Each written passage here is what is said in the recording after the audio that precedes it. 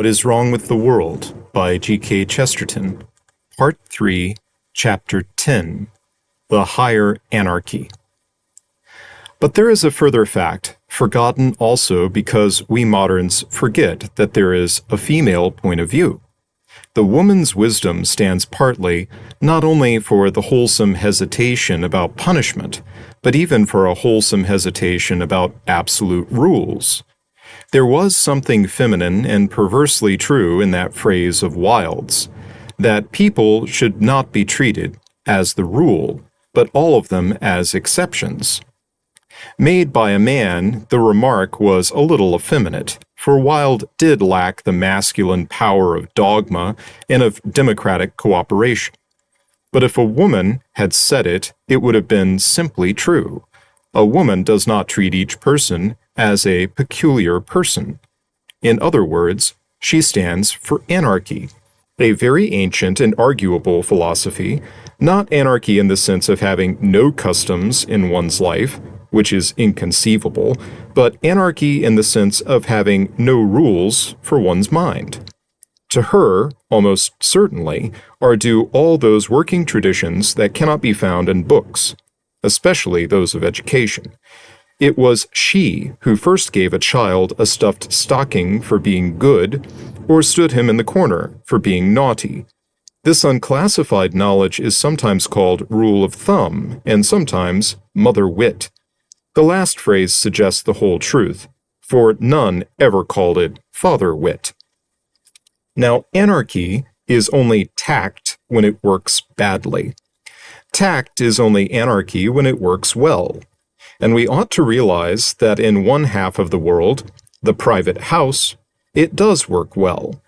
We modern men are perpetually forgetting that the case for clear rules and crude penalties is not self-evident, that there is a great deal to be said for the benevolent lawlessness of the autocrat, especially on a small scale.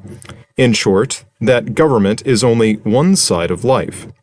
The other half is called society, in which women are admittedly dominant, and they have always been ready to maintain that their kingdom is better governed than ours, because, in the logical and legal sense, it is not governed at all.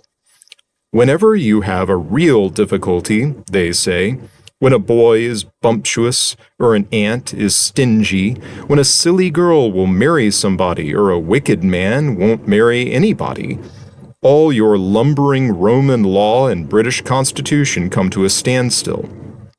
A snub from a duchess or a slanging from a fishwife are much more likely to put things straight.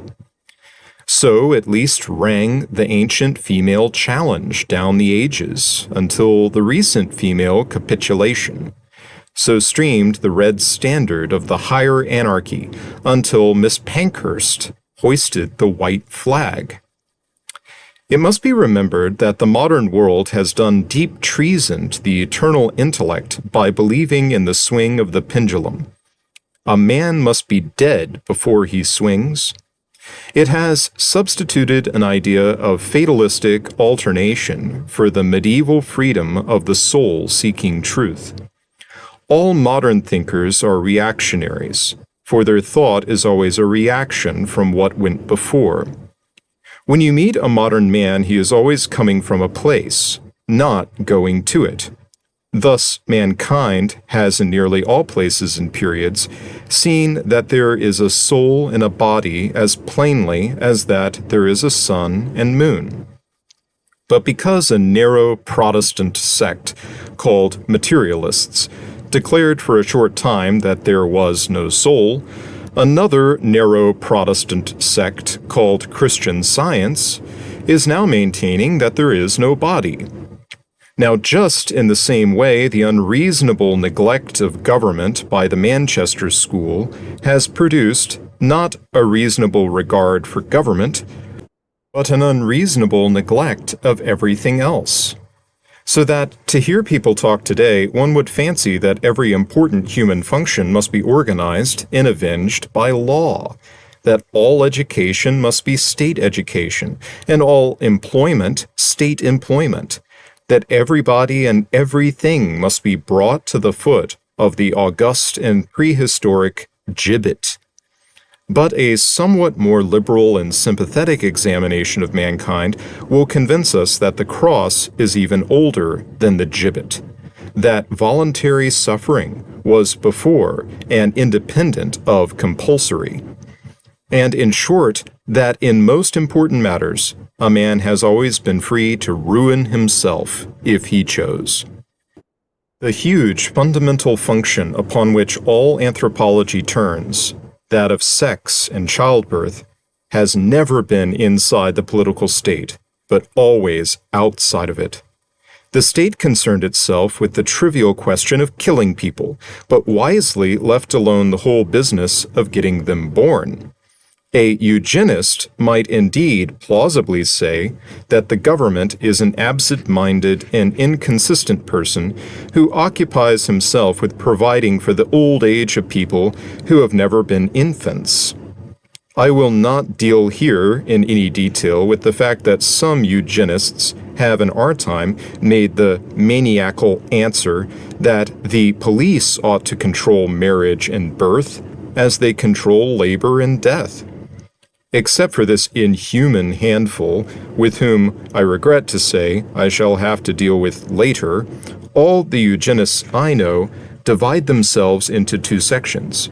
Ingenious people who at once meant this, and rather bewildered people who swear they never meant it, nor anything else.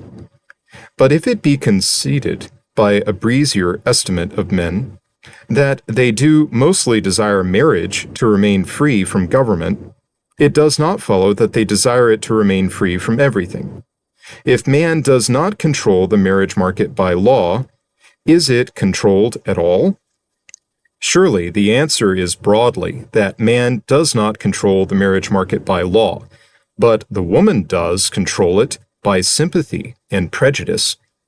There was until lately a law forbidding a man to marry his deceased wife's sister, yet the thing happened constantly.